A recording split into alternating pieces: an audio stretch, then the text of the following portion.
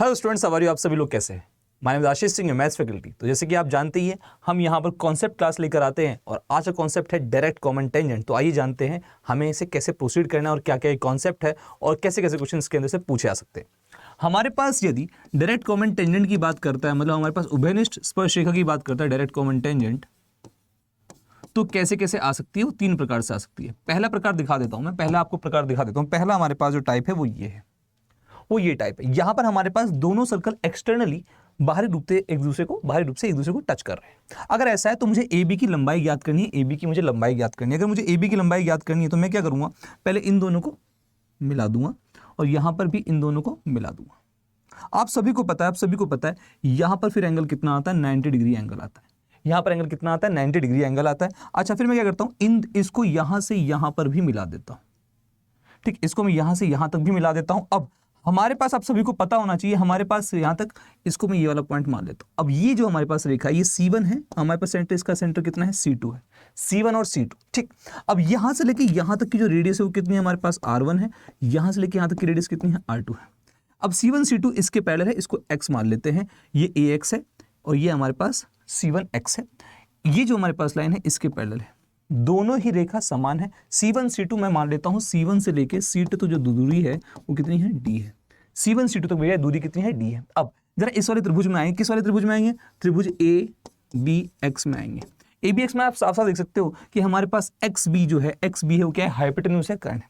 अब हमारे पास पूरा हमारे पास यहां से लेके यहां तक ये R1 है, ये यहां से लेके यहां तक हमारे पास क्या है? R2 है।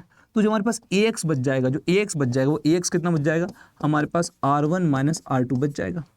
R1 माइनस R2 बच जाएगा। हमें क्या निकालना है? AB की लेंथ निकालनी। हमें इसकी लेंथ पता है, BX की लेंथ पता है। BX की लेंथ कितनी है? BX किसके पैरेलल है, किसके समांतर है? C1 C2 की लंबाई कितनी है हमारे पास? D। तो BX की भी लंबाई कितनी हो जाएगी? D। हमें क्या निकालना है? हमें AB निकालना है। अब AB हमारे पास क्या है? परपेंडिकुलर है। ये हमारे पास एक ऐसा ट्रायंगल है, ये हमारे पास, यहाँ से दिखा देता हूँ मैं आपको। ये हमारे पास एक ऐसा ट्रायंगल है, ये राइट एंगल ट्रायंगल है, ये राइट एंगल ट्रायंगल है। अब ये आपको राइट एंगल ट्रायंगल दिख जाएगा। अब अगर राइट एंगल ट्रायंगल है तो AB की लंबाई क्या होगी? AB की लंबाई हमारे पास होगी, AB की लंबाई होगी रूट में D स्क्वायर, है ना, D स्क्वायर माइनस कितना? R1 माइनस R2 का होल स्क्वायर। अब ध्यान देना, D हमारे पास क्या है? D हमारे पास क्या है? R1 plus R2। तो हमारे पास R1 प्लस R2 का होल स्क्वायर, और R1 माइनस R2 का होल स्क्वायर। ठीक है, तो हमारे पास AB की लंबाई आ गई। अब इसी चीज को आगे सॉल्व करना है, हमारे पास AB की लंबाई कितनी आ गई? AB की लंबाई आ गई हमारे पास कितनी? R1 प्लस R2 का होल स्क्वायर और हमारे पास R1 माइनस R2 का होल स्क्वायर। अब R1 प्लस R2 कितना होगा? R1 square plus R2 square plus 2R1 R2 minus यहाँ पर कितना होगा? R1 का स्क्वायर, R2 का स्क्वायर और प्लस 2R1 R2। खुल जाएगा। ये रूट में है सारा का सारा, अब अगर आप देखिए ध्यान से, हमारे पास R1 का स्क्वायर प्लस R1 ये कट जाएगा, R2 का स्क्वायर और R2 का स्क्वायर कट जाएगा, 2R1 R2 और 2R1 R2 तो कितना आएगा हमारे पास? हमारे पास ये 4R1 R2 आएगा। और जब बाहर खुलेगा तो कितना आएगा? 2 रूट R1 R2। तो यहां से ये पता लगता है यदि हमारे पास दो सर्कल एक दूसरे को एक्सटर्नली टच करें, बाहरी रूप से टच करें भाई लोग, बाहरी रूप से टच करें और मुझे लंबाई निकालनी हो इस उभयनिष्ठ स्पर्शरेखा मतलब डायरेक्ट कॉमन टेंजेंट की, तो कितना होगा? इसकी रेडियस अगर R1 है और इसकी रेडियस अगर हमारे पास R2 है तो इसकी लंबाई कितनी होगी? 2R1 R2, जहां पर R1 और R2 क्या होंगे? रूट के अंदर होंगे। बहुत ही इंपॉर्टेंट फॉर्मूला। आई थिंक बात क्लियर हुई होगी, आपको बात समझ में आई होगी कि यहां पर हमने कैसे निकाला 2R1 R2। किसका था? इसके लिए था। जब टच कर रहे हो, अगर टच ना कर रहे हो और ऐसे हो, दूर हो हमारे पास, अगर दूर हो चीज़ तो यहां पर हमारे पास, इसको मैं एक यहां पर और एक इसको मैं यहां पर ये वो हो जाएगी। आपको साफ साफ दिख रहा है, ये सेंटर हमारे पास C1 है, ये हमारे पास सेंटर C2 है। यहां से यहां तक ठीक है R1 है, यहां से यहां तक ठीक है R2 है, पर ये दूरी हमारे पास थोड़ी ज्यादा है, R1 प्लस R2 से ज्यादा है। तो ये C1 C2 कितना लिख लेता हूं मैं? D लिख लेता हूं। अब यहां से देखिए, जरा यहां से देखिए, इसको यहां से टच करिए, ये हमारे पास आ जाएगा। देखो ध्यान से, ये 90 डिग्री आ जाएगा। इसको मैं A मानता हूं, ये हमारे पास B है। लेट्स सपोज ये हमारे पास क्या है? X। अगेन ये पूरा R1 है, ये पूरा का पूरा हमारे पास कितना है चीतो? ये पूरा का पूरा हमारे पास कितना है? R1 है। ये हमारे पास कितना है? R2 है। तो हमारे पास जो AX बच जाएगा, ये AX जो बच जाएगा वो AX कितना आएगा हमारे पास? R1 माइनस R2 आएगा। R1 माइनस R2 आएगा। अब मुझे वैल्यू किसकी निकालनी है, AB की निकालनी है। अगर आप ध्यान से देखें त्रिभुज ABX, अगेन वही वाली बात, त्रिभुज ABX, त्रिभुज ABX क्या बन जाएगा, एक समकोण त्रिभुज बन जाएगा, एक राइट एंगल ट्रायंगल बनेगा, जहां पर AB क्या है, परपेंडिकुलर है, BX क्या है, हाइपोटेन्यूज है, BX हाइपोटेन्यूज है, और AX हमारे पास बेस हो जाएगा। अगर मुझे AB की वैल्यू निकालनी है, तो AB कितना आएगा, AB कितना आएगा रूट में, क्योंकि AB स्क्वायर हमारे पास राइट एंगल ट्रायंगल है, AB कितना आएगा हमारे पास D स्क्वायर। यहाँ से लेके यहाँ तक ये BX हमारे पास पैरेलल है, किसके पैरेलल है, इसके C1 C2 के। तो अगर ये D है तो ये भी कितना होगा, BX भी कितना होगा, D होगा। अगर हमारे पास C1 C2 हमारे पास D है तो BX भी कितना आएगा हमारे पास, BX भी कितना आएगा, D आएगा। ये हमारे पास D है, ठीक। तो हमारे पास D का स्क्वायर माइनस क्या होगा, ये वाला पार्ट, कितना पार्ट है, R1 माइनस R2 का होल स्क्वायर,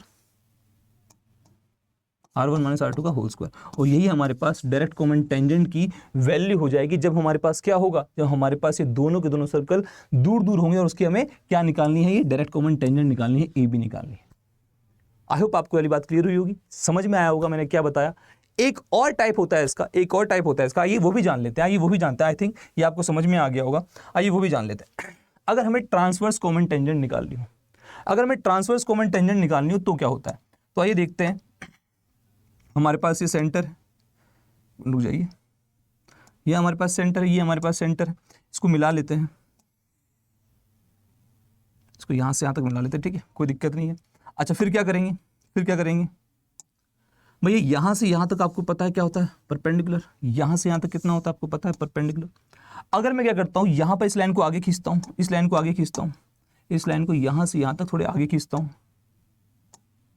इसको यहाँ से यहाँ तक आगे खींचता हूँ, ठीक।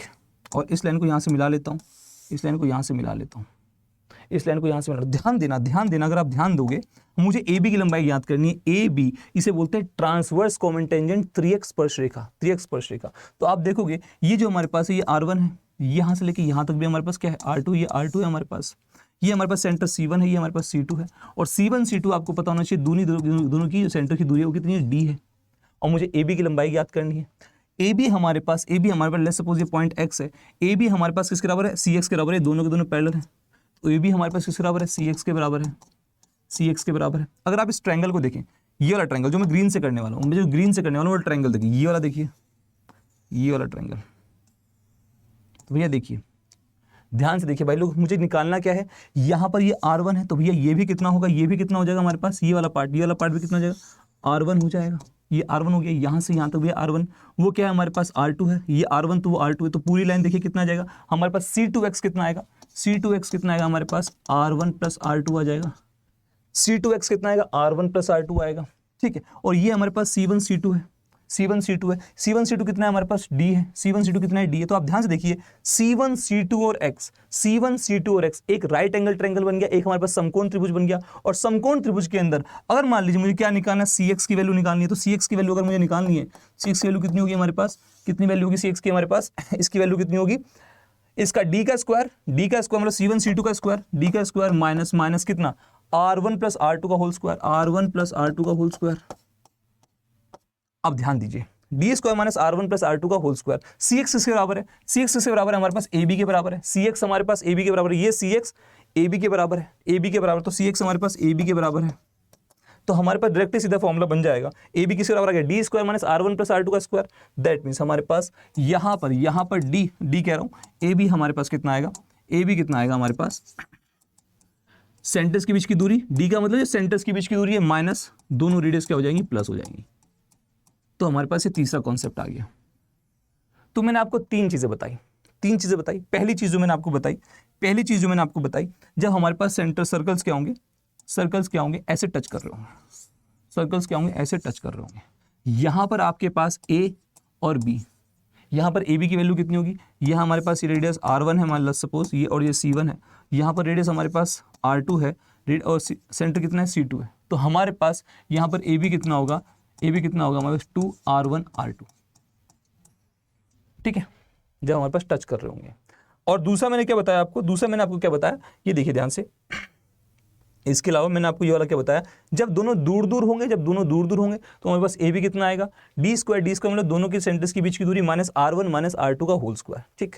और हमारे पास तीसरा मैंने आपको बताया जब आपके पास ट्रांसवर्स कॉमन टेंजेंट बतानी है, ये वाली बतानी है, 3x स्पर्शरेखा बतानी है, तो ये कितनी होगी, डी स्क्वायर मतलब हमारे पास सेंटर्स के बीच की दूरी -r1 + r2 का होल स्क्वायर। आई होप आपको ये तीनों कॉन्सेप्ट समझ में आए होंगे, और ये कॉन्सेप्ट के ऊपर क्वेश्चंस भी आते हैं, और मैं इसके ऊपर क्वेश्चंस भी आपको क्लास में करवाता हूँ। आप सभी के सभी सुबह 5:30 बजे, शाम को 7 बजे और दोपहर 3 बजे कैलकुलेशन के जरूर जुड़ना ना भूलिए। तो हमारे चैनल को लाइक कीजिए, शेयर कीजिए और सब्सक्राइब कीजिए। तो चलिए, धन्यवाद, टेक केयर, जय हिंद, जय भारत।